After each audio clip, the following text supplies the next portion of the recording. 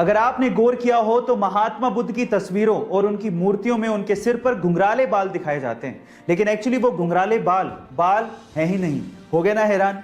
Guys, पुरानी मान्यताओं के हिसाब से बुद्ध भिक्षुओं को उनके तन की पवित्रता को बनाए रखने के लिए मुंडन करवाना पड़ता है। तो गौतम बुद्ध ने भी अपने सिर का मुंडन करवाया था, यानी कि उनके सिर पे बाल थे ही नहीं। लेकिन चिलचिलाती धूप में जब वो तपस्या करते थे तो 108 घोंगे यानी कि स्नेल्स ने उनके सिर को ढक लिया था, ताकि इस कड़कती धूप में उनको हीट स्ट्रोक ना लगे।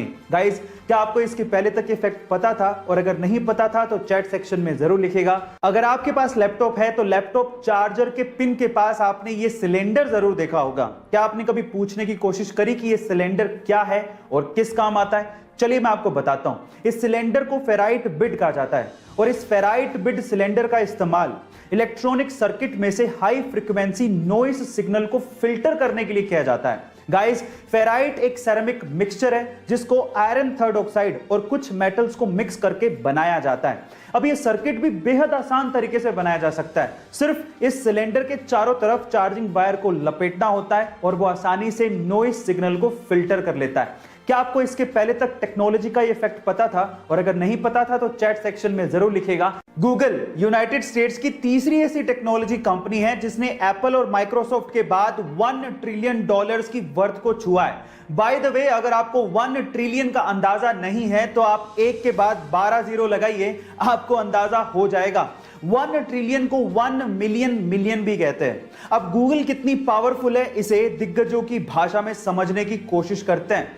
टेस्ला और स्पेसएक्स के मालिक एलॉन मस्क के अनुसार गूगल पूरी दुनिया की इकलौती ऐसी कंपनी है जिससे उन्हें डर लगता है। अमेज़न के मालिक जेफ बेजोस के अनुसार गूगल एक पहाड़ है जिस पे चढ़ा तो जा सकता है लेकिन उसे हिलाया नहीं जा सकता। गाइस, क्या आपको गूगल की पावर का अंदाजा था? चैट सेक्शन में जरूर लिखेगा। साल 2018 में आई एक साउथ इंडियन मूवी के बाद लोगों की जुबान पे सिर्फ एक ही बात थी कि मार्केट में एक नया सुपर हीरो आया है। उस मूवी का नाम था KGF चैप्टर 1 और हीरो यश, जिनका असली नाम है नितिन कुमार गौड़ा। गाइस, यश KGF चैप्टर 1 के बाद रातों रात सुपरस्टार बन गए, लेकिन उनकी लाइफ का एक ऐसा पहलू है जिसे जानने के बाद आप लोगों को बहुत प्राउड फील होगा। जी हां गाइस, यश के पिताजी रोडवेज बसों में बस ड्राइवर हैं और यश का इतना नाम होने के बावजूद भी आज भी उनके पिताजी बस चलाते हैं। उनका यह कहना है कि इसी काम की वजह से यश इतने बड़े सुपरस्टार बने हैं। गाइस, उनके पिताजी का जमीन से जुड़ा होना कहीं ना कहीं यश की स्टारडम का कारण भी है। आपको यह फैक्ट जान के कैसा लगा? चैट सेक्शन में जरूर लिखिएगा।